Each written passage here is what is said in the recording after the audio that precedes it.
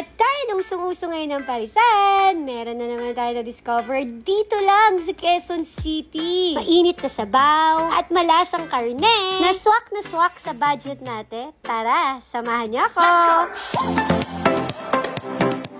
Mga my loves, at syempre dahil mahilig tayong kumain, meron na naman tayo na-discover na parisan dito lang sa Quezon City. Tama kayo mga my love, dito lang yan sa Hiwaga Pares Overload. Tingnan nyo naman kung gaano ka-affordable ang prices nila, na swak talaga sa budget natin. Malinis at presko ang kainan nila dito. Tingnan nyo naman mga my loves. Huwag nyo kakalimutang budbudan ng garlic, spring onion, chili sauce, ang overload pares nyo, dahil dito pa lang sapat na, dahil ang lasa ng kanilang mga karne. Tikman natin tong chicharon bulaklak na pampabata.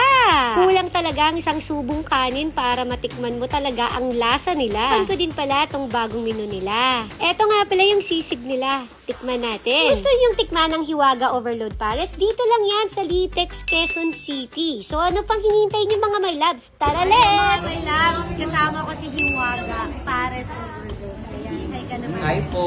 Ito na nga, tinikman na natin yung kanyang Pares Overload. Ang sarap niya. Oh, thank you, ma'am. Thank you. At saka natikman mo yung mga bago mong ano ah. Yes po. Bago mong Menu. menu. Alam mo ano masarap? Yung tubig nila, lasang soft drinks. Ha? Hiwaga talaga. Di ba? Hiwaga. Ang tawag dyan, Hiwaga water. Tanggalin mo to. Tapos palitan mo ng Hiwaga water. Di ba? Masarap. Lubit. Thank you and welcome to the Chef Family. Alam mo bakit less ka Hiwaga? Kasi bukod sa pangalan mo Hiwaga, may mabuti kang loob. Thank you po. Thank you talaga sa Thank you. Alam mo, hindi ko talaga expect ko na nasa kaya ko nakahiga na. Tapos May tumawag lang ko sa akin. may mga vlogger daw na mangungulit. Grabe itong inaanan ko. Parang asis na ako ulit.